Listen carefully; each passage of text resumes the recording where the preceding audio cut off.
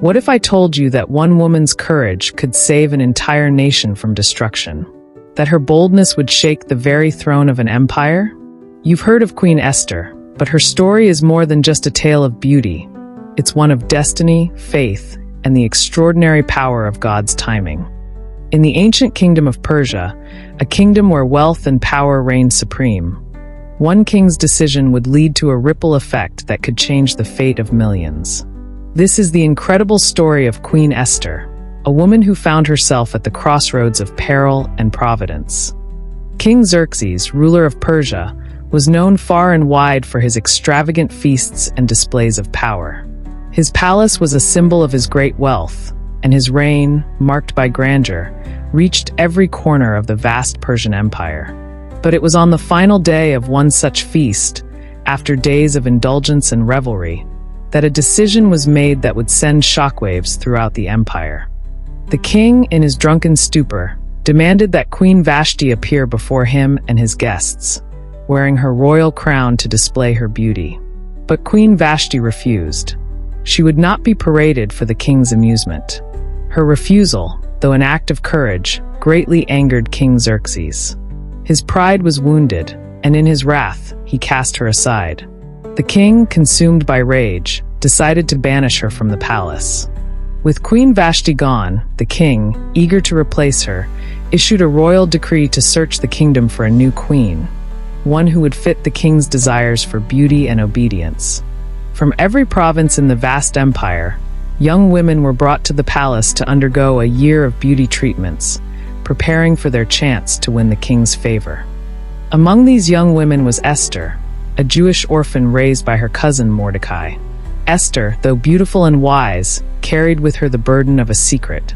She was Jewish, a fact that had to remain hidden, as Mordecai, her cousin and guardian, feared that revealing her identity would put her life in danger. But Esther had no idea that God was already preparing her for a mission far greater than she could ever imagine.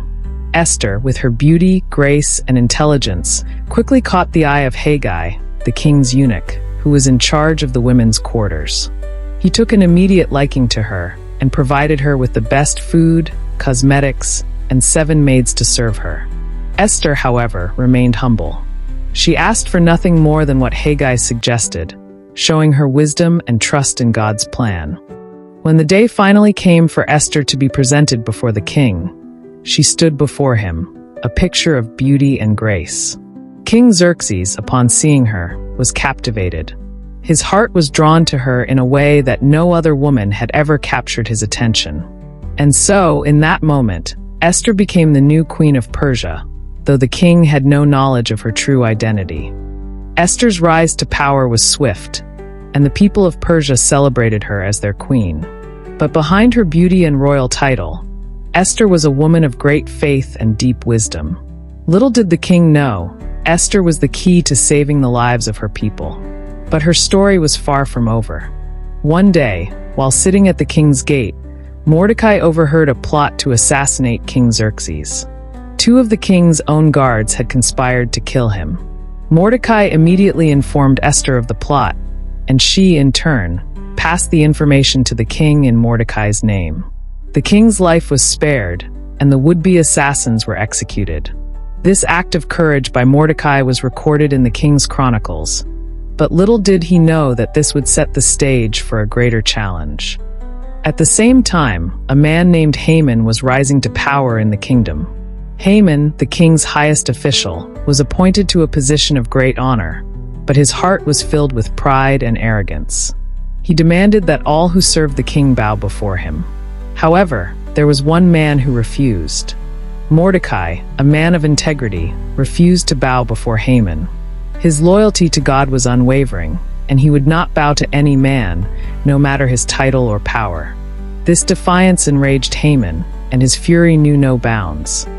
Consumed by his hatred for Mordecai, Haman began to plot not just against him, but against all the Jewish people in the empire. He went to King Xerxes with his wicked plan, accusing the Jews of being a people who did not follow the king's laws. Haman's words were laced with lies, and the king, unaware of the truth, gave his approval to Haman's plan to destroy all the Jews. Letters were sent out throughout the empire, decreeing that on a certain day, the Jewish people would be destroyed, killed, and annihilated. The news spread like wildfire, and fear swept across the land. The Jewish people were filled with despair. Mordecai, upon hearing the news, tore his clothes in mourning and wept bitterly in the streets. The Jewish people fasted, prayed, and cried out to God for mercy, pleading for deliverance. But it seemed like all hope was lost. But God had already prepared Esther for this moment. When Mordecai learned of the decree, he sent a message to Esther, urging her to go before the king and plead for the lives of her people. At first, Esther hesitated. To approach the king without being summoned was a dangerous act, one that could cost her life. But Mordecai's words struck her deeply. "Who knows," he said, "if you have come to your royal position for such a time as this?" With those words, Esther's heart was stirred. She knew that she was the only one who could save her people. Esther, though filled with fear, resolved to take the risk. She called for a 3-day fast, asking the Jewish people to pray and seek God's guidance. On the 3rd day, she donned her royal robes and approached the king. When Xerxes saw her standing in the court, he extended his golden scepter to her. Esther had found favor in his eyes. At the banquet Esther had prepared, the king asked her, "What is your request, Queen Esther? Even up to half the kingdom, it will be granted." And so, Esther asked the king and Haman to come to another banquet the next day.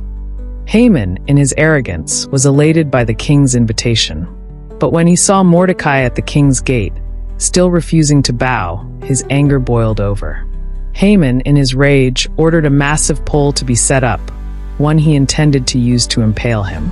That very night, King Xerxes could not sleep. He ordered the royal chronicles to be brought before him, and as they read, they came across the story of Mordecai, who had saved the king's life.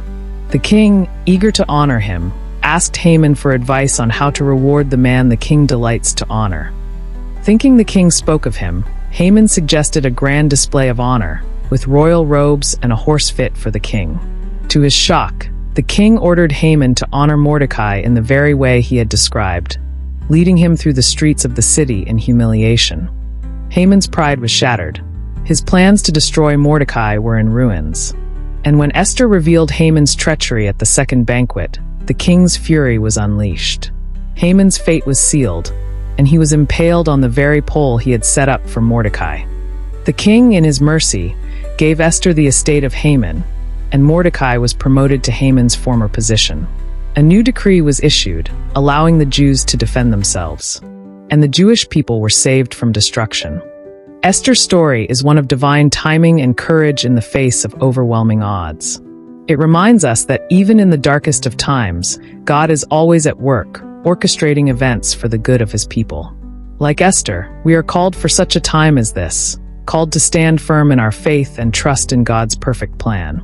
Powerful lesson.